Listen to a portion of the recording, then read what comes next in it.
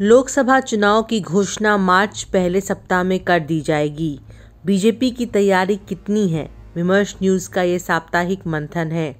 इस सप्ताह की सबसे चौंकाने वाली खबर ये है कि भारतीय जनता पार्टी ने उन 17 सीटों पर लोकसभा उम्मीदवार खोजने के लिए मंगल पांडे के नेतृत्व में स्क्रीनिंग कमेटी बनाई है।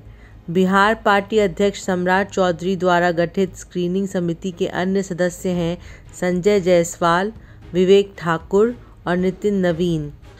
भारतीय जनता पार्टी 16 उन सीटों पर उम्मीदवार की तलाश में है जहां से जदयू के एमपी हैं। जेडीयू ने ये सभी सीट 19 के चुनाव में भाजपा के साथ मिलकर अपने खाते में किया था। इसके अलावा एक सीट जहां से कांग्रेस एमपी है। जानते चले हैं कि 2019 लोकसभा चुनाव में राजद का कोई उम्मीदवार विजयी नहीं रहा था।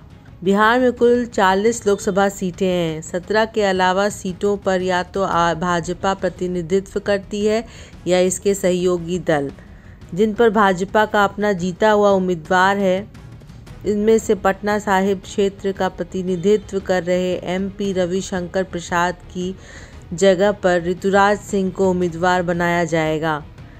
इसी तरह से अश्विनी चौबे की सीट पर उम्मीदवार के रूप में एक आईपीएस ऑफिसर आनंद मिश्रा का नाम चर्चा में है। ऋतुराज सिंह के पिता आरके सिन्हा बीजेपी से राज्यसभा सदस्य थे।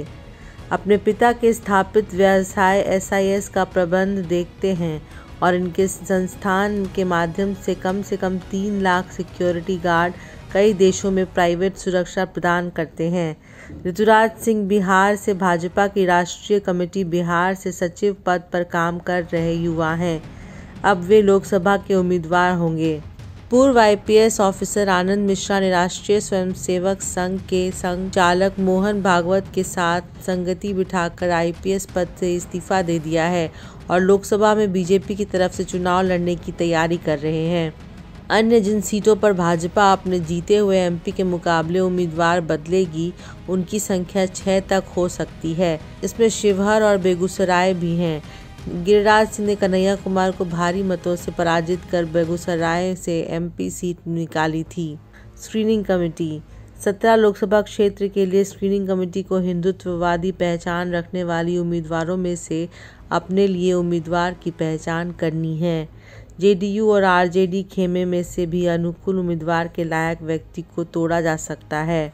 खुद भाजपा के उम्मीदवारों ने 2020 में विधानसभा चुनाव के पार्टी का टिकट नहीं मिलने पर बागी उम्मीदवार के रूप में चुनाव लड़ा था और फिर वह वापस आ गए।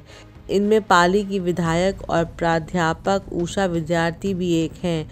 उषा विद्यार्थी पार्टी की काबिल नेता रही हैं। ऐसे ही अन्य कुछ योग्य व्यक्ति बीजेपी के खेमे में भी हैं और वह इंतज़ार कर रहे हैं। उम्मीदवारों का चुनाव करने के लिए स्क्रीनिंग कमेटी बनाना अपने आप में बहुत कोई विवादास्पद बात नहीं है। 2024 के लोकसभा चुनाव के लिए कांग्रेस ने राष्ट्रीय स्तर पर जितने स्क्रीनिंग कमेटी को बनाया है, उनमें एक कमेटी है क्लस्टर 5 की स्क्रीनिंग कमेटी। इस कमेटी को नेतृत्व दे रहे हैं पंजाब के पुराने कांग्रेसी नेता राणा केपी सिंह।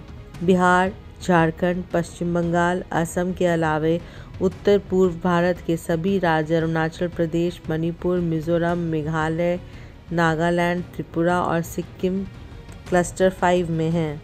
इस साप्ताहिक मंथन में कहना होगा कि भारतीय जनता पार्टी के संदर्भ में जो बात कही जाती है कि इसने चुनाव की तैयारी में प्रखंड पंचायत, टोला और पन्ना समिति तक बना लिया है, वहीं ये खबर ज़रूर चौंकाने वाली है कि 17 लोकसभा सीट पर अब तक भाजपा के उम्मीदवार भी तय नहीं हैं। एक तरफ भाजपा की तैयारी और ये स्थिति है, दूसरी तरफ उनके नेता कई दफ़ा बढ़कर ये बोल रहे हैं कि बिहार से लोकसभा के सभी 40 सीट पर बीजेपी और गठबंधन जीतेगी। पूरे बदलाव ही बदलाव है, बदलाव ही बदलाव है। 24 में 400 पार, बिहार में 40 मोदी जी के नाम पर जाएगा।